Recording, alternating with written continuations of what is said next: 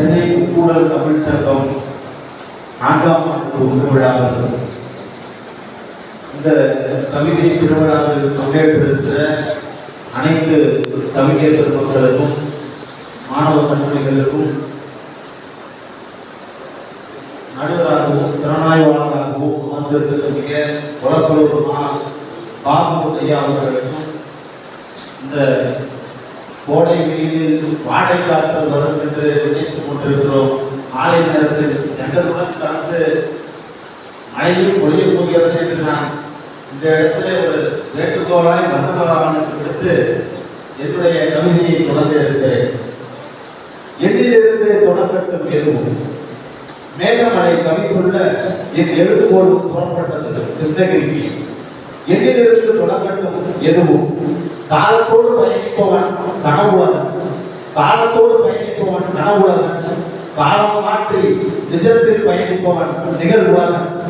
சிறு வயதில் ஓடினேன், நடு வயதில் விளையாடினேன், இளம் வயதில் படிப்பை நாடினேன், அன்னையின் அரவணைப்பில் கல்வியறிவும் மனைவியின் நேசிப்பில் மாற்றமானேன்.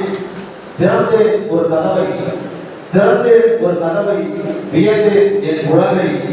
ஒற்றுமையும் நட்பும் என்னிடமிருந்து, சேவையும் அன்பும் என்னிடமிருந்து, அரசியலும் அறிவியலும் என்னிடமிருந்து, கல்வியும் காதலும் என்னிடமிருந்து, காவலும் தேடலும் என்னிடமிருந்து, இயற்கையும் என்னிடமிருந்து பாதுகாப்பேன், இயற்கையும் என்னிடமிருந்து பாதுகாப்பேன். காலம் மாறட்டும் சமூகத்தை மாற்ற எடுப்பேன் ஒரு செங்கோல். காலம் மாறட்டும் சமூகத்தை மாற்ற எடுப்பேன் ஒரு செங்கோல். விஞ்ஞானமும் மெய்ஞானமும் என்னிடமிருந்து, எல்லா சிந்தனையும் என்னுள்ளே மனதுள்ளே தோன்றிய மாற்றத்தை, நெகிழியில்லா உலகத்தை, சிறைச்சாலையில்லா நகரத்தை என் மனம் ஆசைப்பட புறப்பட்டேன். கண்கள் காணும் உலகத்தை